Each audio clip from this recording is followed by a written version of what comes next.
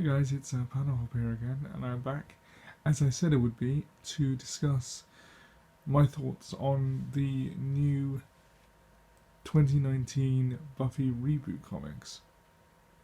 Now, if you haven't heard, the background to these comics is that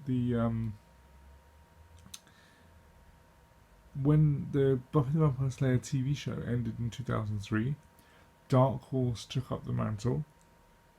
And in 2007, they started publishing continuation comics, starting with season 8, the canonical season 8, and then going on through seasons 9, 10, 11, and 12. Now, to finish off what would have been the original storyline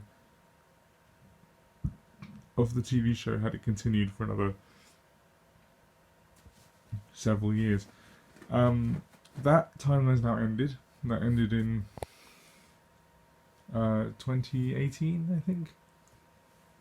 And these new comics, published by Boom Studios, what they've done is they've taken the premise of Buffy the Vampire Slayer and they've updated it so that everything, all the characters are basically the same in conception, but instead of being born in, say, 1980 or 1981, so they can be teenagers in 1996, 1997, they're now all born in the early 2000s, so they can be teenagers in 2019. And as well as that, as well as updating the premise to the modern, to the present day, they've also taken some of the core elements of Buffy the Vampire Slayer that are highly popular, characters, villains, themes, and kind of rearrange them so that it feels more like an authentically new work.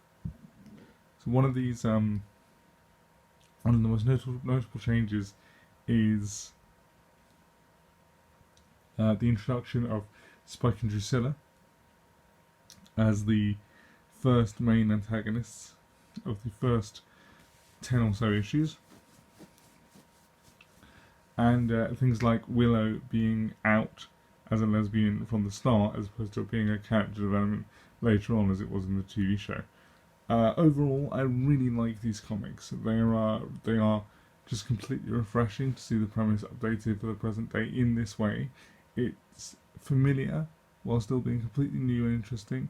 I really love it. I love the emotional refocusing of some of the plot points. So a lot of these first 5 issues in this volume focus on Xander and his insecurities around the sense of purpose that he feels Buffy has as a Slayer, and Willow has as just herself, her kind of geeky, emotionally and intellectually confident self.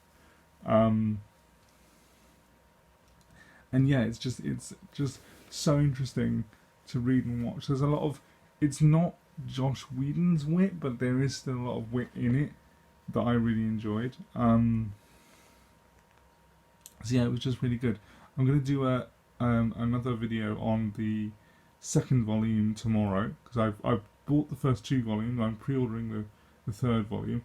I'm really excited to read more, especially as I know that in the third volume and in the currently published issues, Kendra, the second Slayer from the TV show, the second of 3 Slayers, has been introduced, which means hopefully if Kendra follows the same path she did in the TV show, Faith will eventually be introduced, and Faith's one of my favourite characters, so I'm really interested to see where this goes. I'll be back with the review of the second volume later.